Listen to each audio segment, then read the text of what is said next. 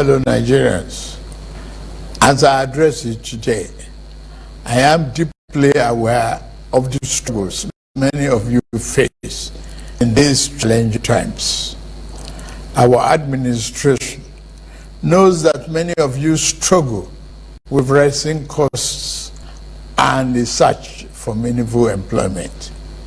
I want to assure you that your voices, dear compatriots, our independence anniversary give us another chance to reflect on how far we have gone in our journey to nation building and to renew our commitment to building a better nation that will preserve present and future generations of Nigerians. While we celebrate the progress we have made as people in the last 64 years, we must also recognize some of our missed opportunities and mistakes of the past if we are to become one of the greatest nations on earth as destined to be. A mistake must not be followed into the future.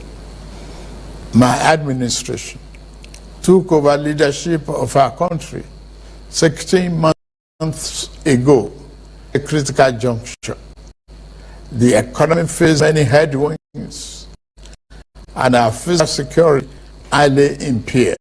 Our government has also ordered the integrity test of our dams in the country to avert future disasters.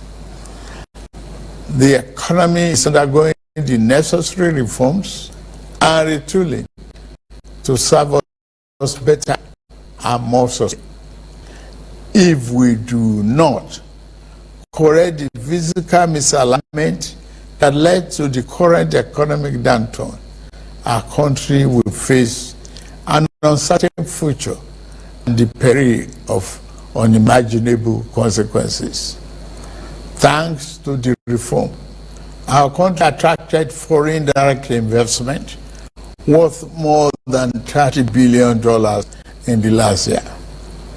Fellow compatriots, our administration is committed to free enterprises, free entry, and free exit in investment, while maintaining the sanctity and efficacy of our regulatory processes.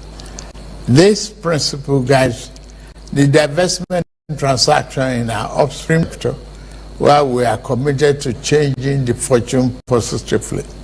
As such, ExxonMobil surplus divestment will receive ministerial approval in a matter of days, having been concluded by the regulator, NUPRC, in line with the Petroleum Industry Act, PIA. This was done in the same manner as other qualified divestment approved in the sector. The move will create vibrancy and increase oil and gas production positively, impacting our economy. The more disciplined approach adopted by the central bank to monetary policy management has ensured stability and predictability in our foreign exchange market.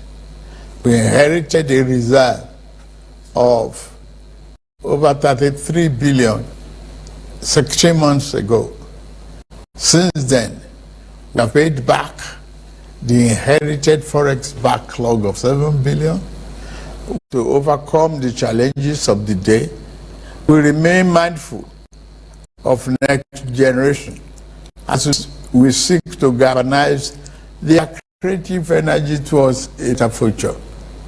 We lead today with the future we wish to bequeath to our children in focus. Recognizing that we cannot design a future that belongs to them without making them its architects. Considering this, I am pleased to announce the gathering of a national youth conference. This conference will be a platform to address the diverse challenges and opportunities confronting our people, who constitute more than 60% of our population. It provoke meaningful dialogue and empower our young people to participate actively in nation building by ensuring that their voices are heard, shaping the policies that impact their lives. We are creating a pathway for a bright tomorrow. The 30-day conference will unite young people nationwide to collaboratively develop issues such as education, employment, innovation, security, and social justice. Modality of this conference and selection of delegates will be designed in consultation